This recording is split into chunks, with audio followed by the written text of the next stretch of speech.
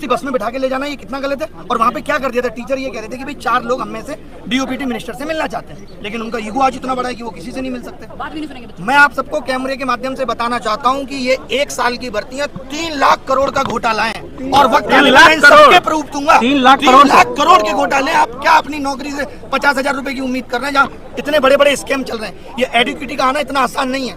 अच्छा, वो लोग शिक्षक का काम भी बता रहे हैं, वो कह रहे हैं आपका काम तो शिक्षा देना है, आप लोग आंदोलनकारी बन गए हैं। और जो बिना पढ़े लिखे नेता है वो शिक्षा पे पॉलिसी बना रहे हैं। ABCD नहीं आती बाबूजी को, राजस्थान के शिक्षा मंत्री बन के बैठे हैं। हम इनको शिक्षा पॉलिसी बनाने दें, एजुकेशन पॉलिसी बनाने को इनको दे दें और शिक्षक बता नहीं सकता कि आपके सिस्टम में खामियां क्या है। ये तो दोगलापन है। हाँ, अगर वो गलती ही स्वीकार नहीं करेंगे तो आप क्या करने वाले हैं? आप खुद देखिए, 5 साल पहले बोला CET लेंगे, तब तक मनसाएं ठीक थी। CET लेने का मतलब ही साफ साफ ये था कि भाई कॉमन एंट्रेंस टेस्ट होगा, बच्चा एक बार फॉर्म भरेगा। इनको लगा ये तो गलत हो रहा है, रेलवे अलग से 500 करोड़ कमा के दे रहा है। आपको पता होगा रेलवे में 500 रुपए फीस ले लेते हैं और कहते हैं 400 वापस करेंगे। कब वापस करेंगे ये नहीं पता है। 1 करोड़ लोगों की 400 रुपए फीस रख कर बैठे हैं। गलत सवाल पूछने पे 100 रुपए इसलिए लिए जाते हैं कि आप किसी सही सवाल को गलत ना बताएं, लेकिन अगर वो सवाल गलत ही है तो इनको 100 रुपए वो वापस करना चाहिए। एक बच्चे से 2,500 रुपए वसूल रहे हैं, तो इन्होंने कमाने का जरिया बना लिया। अभी 100 रुपए लिए जाते हैं, 100 रुपए। और एक पेपर में अब हो गया है कि 20 क्वेश्चन गलत, यानी 2,000 एक बच्चा देगा प्री में और कम से कम 1,000 देगा मेंस में, 3,000 देगा एक बच्चा। इसमें तो संख्या बढ़ती जाएगी। अच्छा, बढ़ती, इसीलिए हर क्वेश्चन हर साल बढ़ रहे हैं। हमारे टाइम पे एक भी गलत नहीं आता था, फिर 2 गलत आए, फिर चस्का लग गया पैसे का, उससे रोड बन रही है।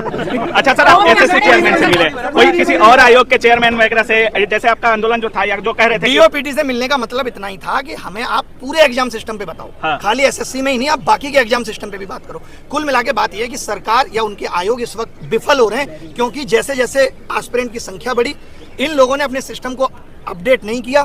आज आधार ऑथेंटिकेशन के लिए अलग कंपनी का सहारा ले रहे हैं, एग्जाम कंडक्ट कराने के लिए अलग कंपनी का सहारा ले रहे हैं, उसमें जो सर्वर सपोर्ट लग रही है वो अलग कंपनी की लग रही है।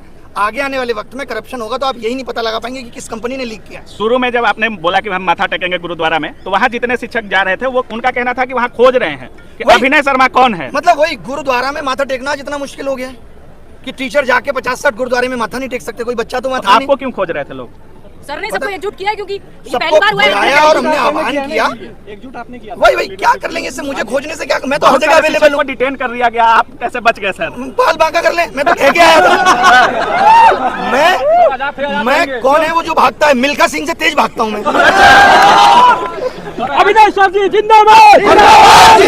ये मत करो, प्लीज मत करो। हम लोगों को शांति से यहाँ बैठना है, शांति से यहाँ बैठना है। जब तक बैठना है, जब तक मांगे नहीं मानी जाएंगी। पूरे देश के युवा को बुलाना है। कमाल की बात यह है कि सब लोग आ जाए, चाहे वो रेलवे 7 साल से शिक्षक भर्ती नहीं आई। बताओ, बेटा है की बातचीत में कहीं आपको लगा कि मतलब सर मोदी जी को ढीला करना है? कहीं नहीं, कोई भी ऐसा आश्वासन